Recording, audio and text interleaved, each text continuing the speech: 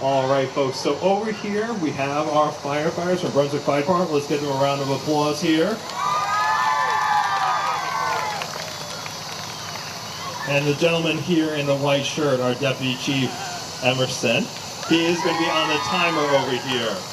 Now, as we watch this demonstration, we're going to light one room first, and then we're going to light the second.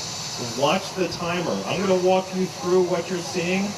Now, think about when you have a fire in your home, you hear the smoke detector go off, you're asleep in the middle of the night, you wake up. Your smoke detector does not call 911 on its own, so you have to wake up, you have to call 911. So, luckily here in town, you have a fully staffed fire department. We're here 24/7, but we also have to get in the trucks. We also have to drive down the road. We have to get to your house. We have to pull the hose off the truck. We have to get into your house. So it takes time. Sprinkler systems do cut down on the time that the fire has to spread through your home. It might not put the fire out completely, but it's going to hold it at bay till we get there. So this one room without fire sprinklers, we're going to show you what it does and the amount of time that it takes to light, how long, how that fire builds up. I see our attack crew is ready. We have a charged hose over here, so I think we're ready to go.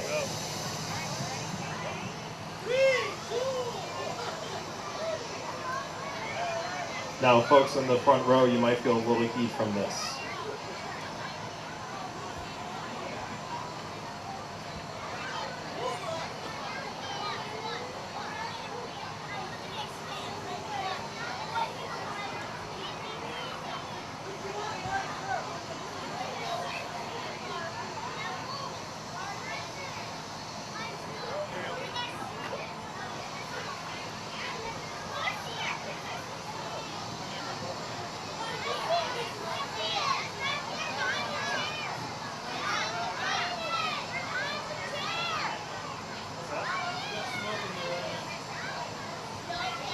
All right, so right now we have smoke in the room. There's a small fire building up in the corner. Now, it's not really the walls, all the floors in your house that are burning, but a lot of times it's the objects inside, and those objects inside your house are made with chemicals, petrochemicals, synthetic fibers. They catch fire and they burn quite significantly. They'll move fire through the house quite quickly. So right now we have this small whiff of smoke. Now, it doesn't look like much, it's just a small fire right now, it's building up.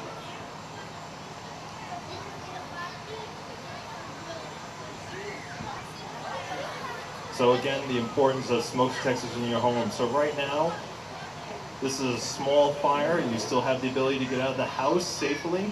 If your smoke detector sounded in the middle of the night, you'd want to get out, go to your meeting spot, never go back inside the house. Now you hear the smoke detector sound at 1 minute and 15 seconds. You can see flame going up the wall now.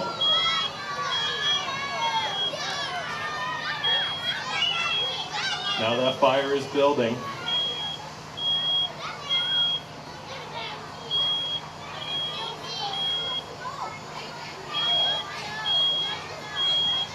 Now we're at a minute 30. So at a minute 14, you heard that smoke detector. So let's just say you pulled your phone, you woke up in the middle of the night, grabbed your phone, started dialing 911. Now the firefighters are getting out of bed. They're getting their gear on. They're getting into the trucks. But how close do you live to the fire station?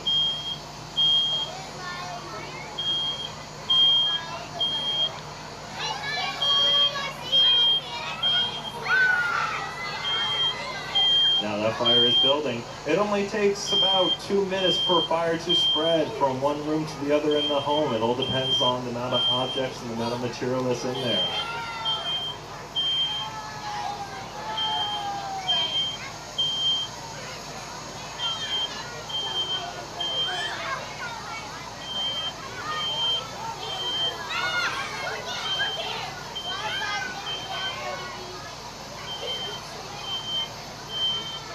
So right now the firefighters will be driving down the road, coming to your home. Hopefully you would have listened to your smoke detectors. You would have gone out. You would have gone to your meeting place. Look at that black smoke that's coming out of there now. Notice the change, how it went from that white initial smoke to that black smoke now. Think about if that was a closed room, that'd be building up, it'd be thick, it'd be black, it'd be hard to see. That's why we always say get low and go. You can see that there is still a little bit of good air down below. You have the thick black smoke up top. That's why you get low, that's why you fall. You don't stand up, that smoke is hot. So we're 3 minutes and 18 seconds into it. That's it. 3 minutes and 18 seconds. Look at how that fire is moving. Now it's sprawling across the ceiling.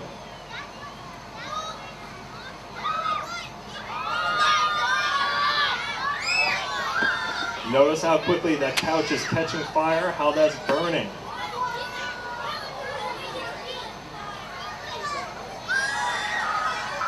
Now that fire is going up to the ceiling, is starting to roll over, as we call it.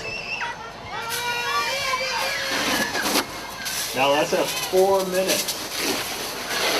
Again, think about how close you are to the fire station. Are you only 3 minutes away from the fire station? So these hoses here, they put out 150 gallons per minute. 150 gallons of water per minute into your home.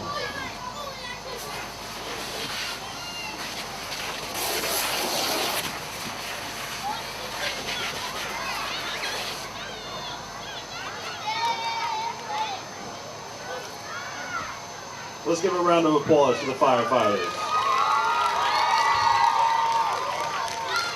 We have Firefighter Bushy and Firefighter Doobie.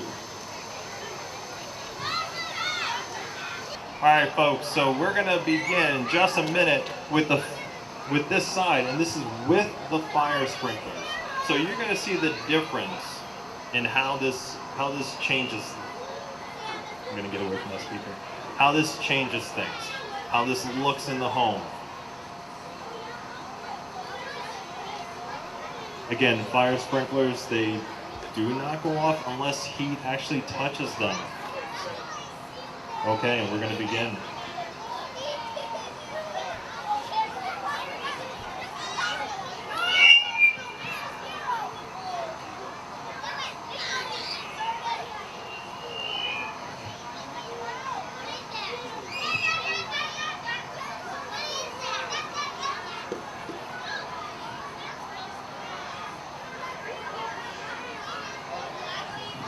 All right, right now we have smoke showing on this side, with the fire sprinkler side. There's a little puff of white smoke.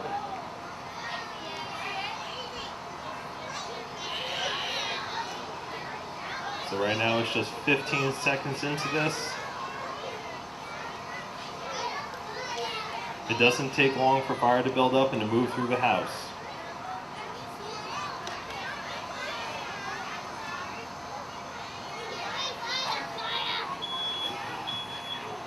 So the smoke detector is sounding now at 36 seconds.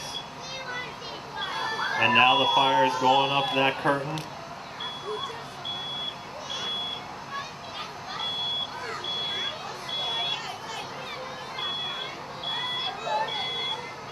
So again, right now you hear the smoke detector going off, but the sprinkler head has not activated.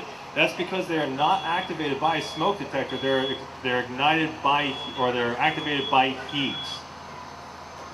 So just because, let's say you burn something while cooking, it's not going to activate a smoke detector in your home.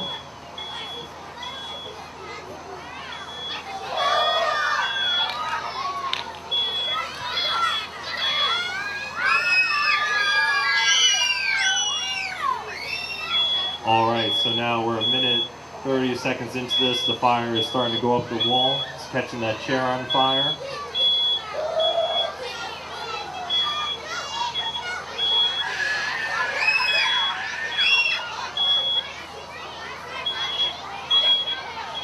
So you still have a lot of that white smoke. The fire is still in the initial phases.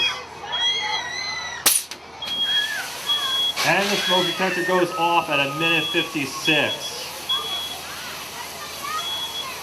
Now you notice how it's not quite putting out the fire right now, and the sprinkler system is activated. It's not putting the fire out, but it's keeping it at bay right now. Now this has bought you some time to get out of the house. The sprinkler system is activated.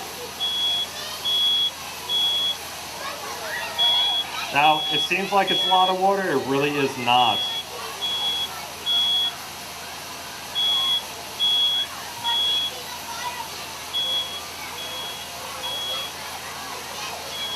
So you would still call the fire department, they'd still come on scene, they'd still put the fire out.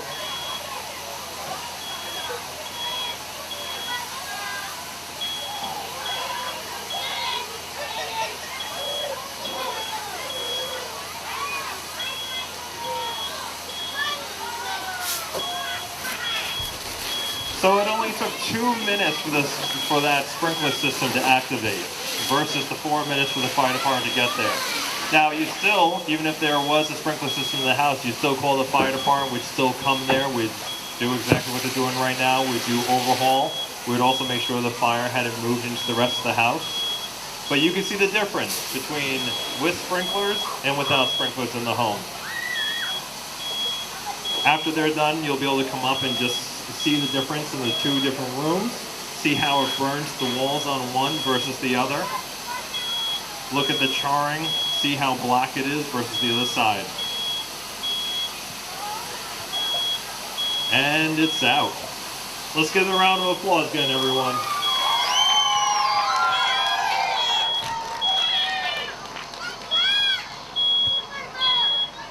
As you can see, it is really important to have fire sprinklers in the home. Sprinklers do save lives. They do cut down on fire damage as well in the home.